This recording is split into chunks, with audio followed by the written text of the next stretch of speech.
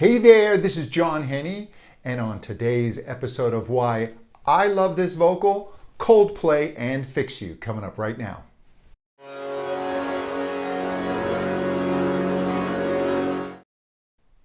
Fix You is one of those songs that I have a particular soft spot for. I had known Coldplay a little bit before I heard this song. I liked the song Yellow and heard some of their other stuff. But I remember being played this song. My brother said, check this out. It's Coldplay. And I thought, oh, okay. And I listened to it. And by the time the song ended, I went, this is just brilliant. Like, this song really captures a mood beautifully and just builds beautifully. And Chris Martin, I want to go through his vocal because he's not considered one of the great soaring singers. I mean, certainly not like a Steve Perry or Freddie Mercury. And he doesn't have Steve Perry's technical level of skill, but he does something very, very important. He knows his voice, and he knows how to use his voice effectively in Coldplay. I don't know if he'd be the world's greatest top 40 singer, working in clubs and trying to sound like other singers, but artists need to develop a very unique fingerprint and a unique sound.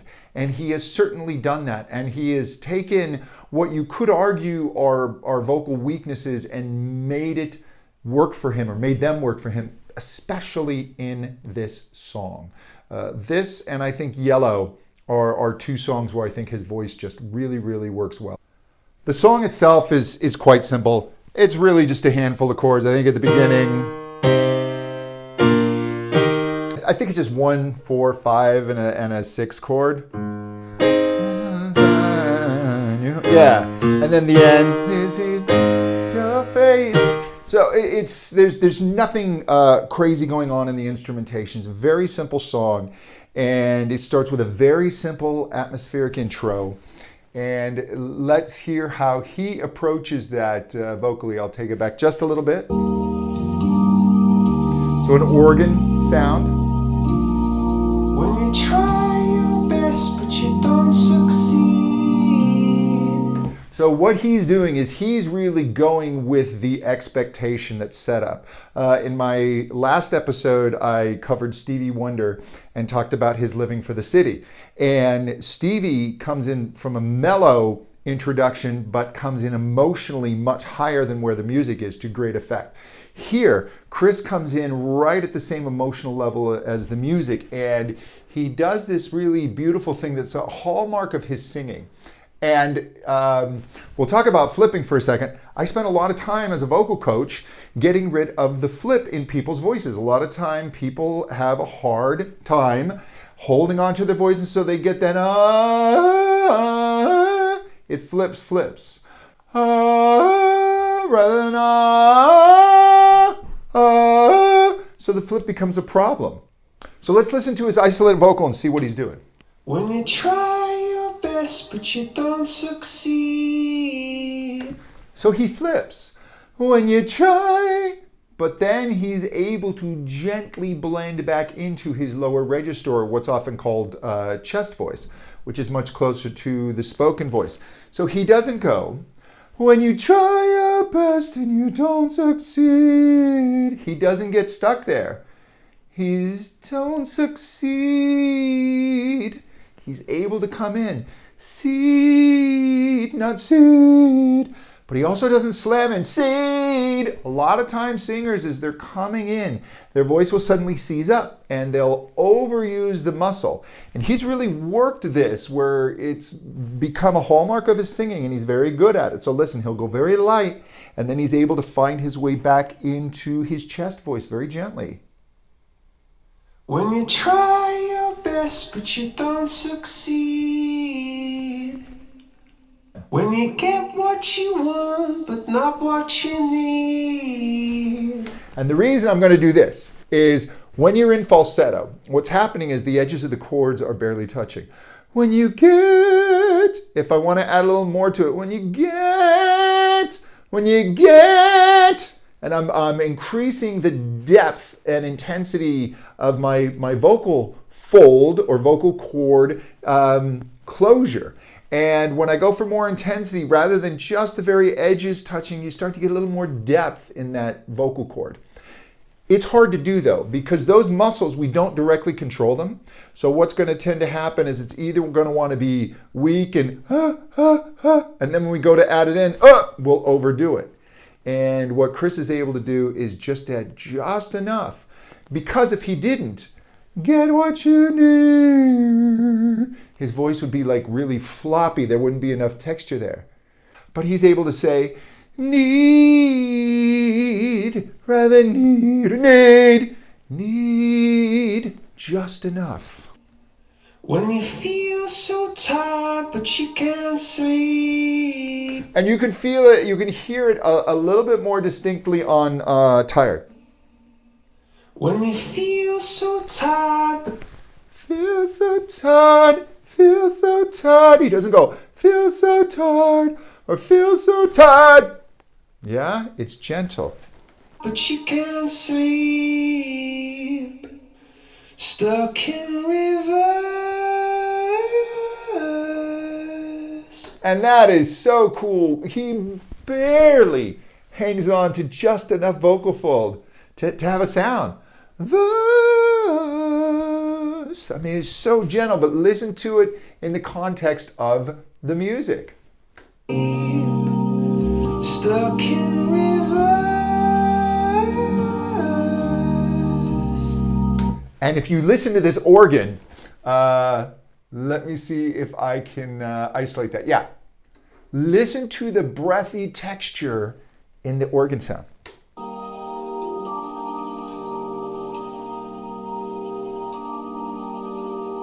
You can hear a so this obviously is not a true organ. This is a very, very cool pad, a quasi-organ sound that also has some breathy texture. But the reason I point that out is because he just so beautifully matches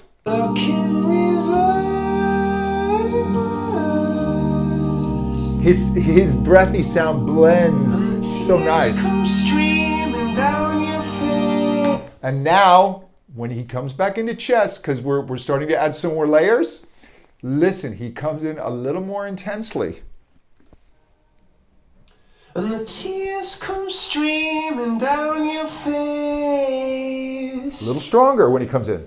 When you lose something you can't replace. Ooh, a little more edge in the voice. When you love someone but it goes to waste. Could it be worse?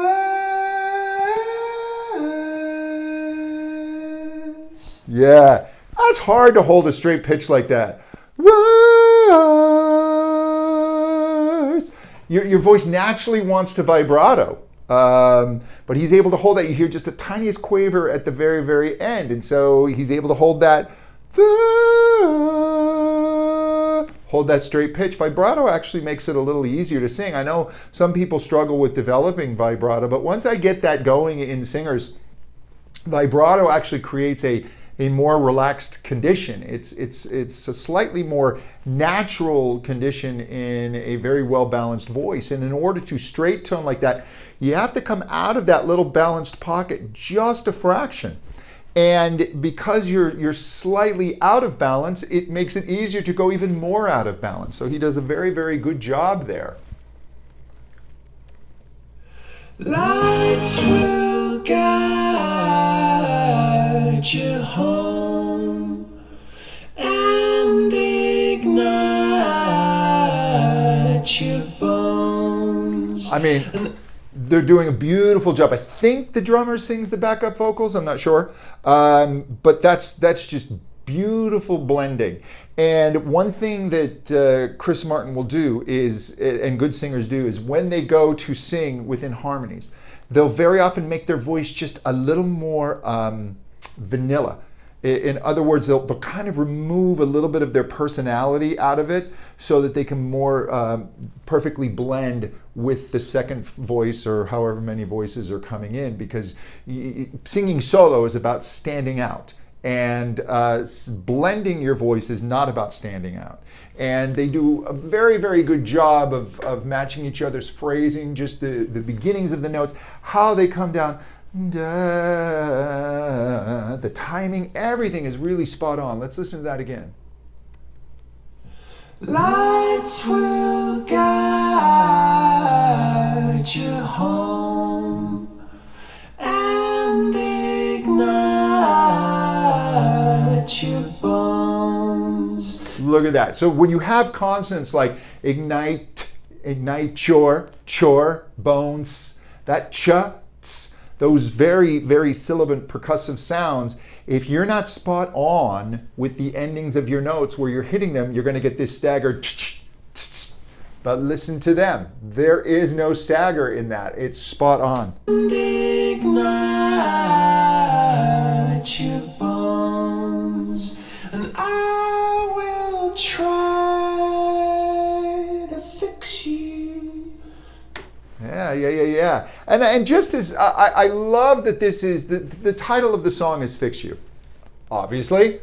But what he does is he brings a little attention to it here because it's the hook. Let's listen. Bones, and I will try to fix you.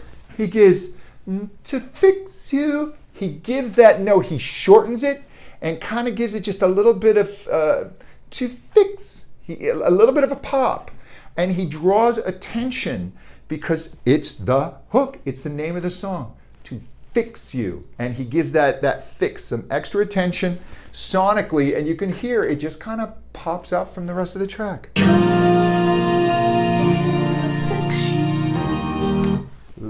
Just a little bit of push, a little bit of pop to get that going. So he now comes into his second verse.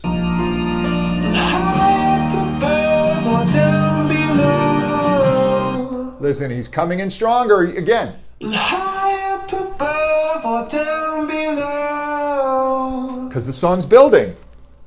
When you're too in love to let it go.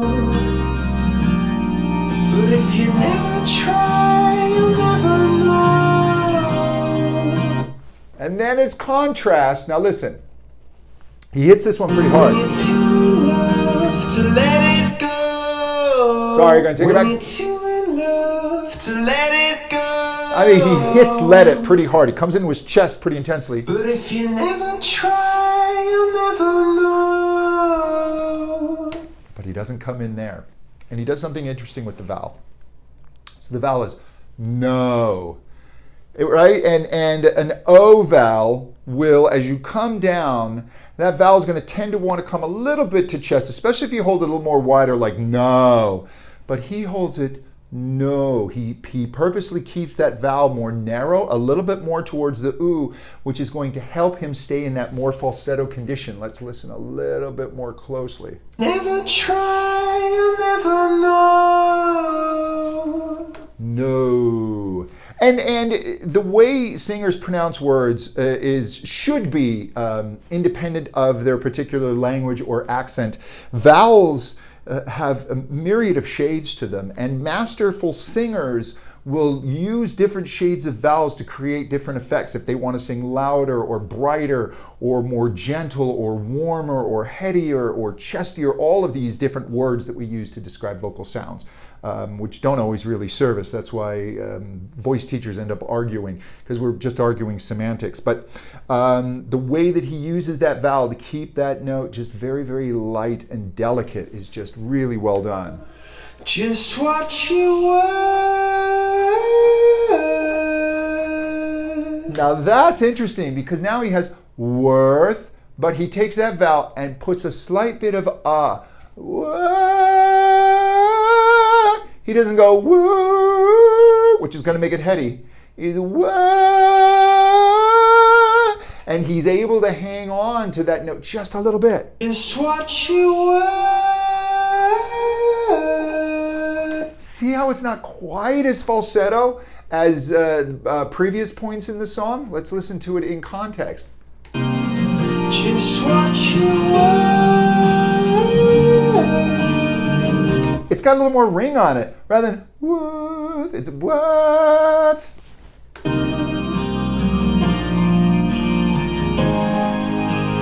Lights will guide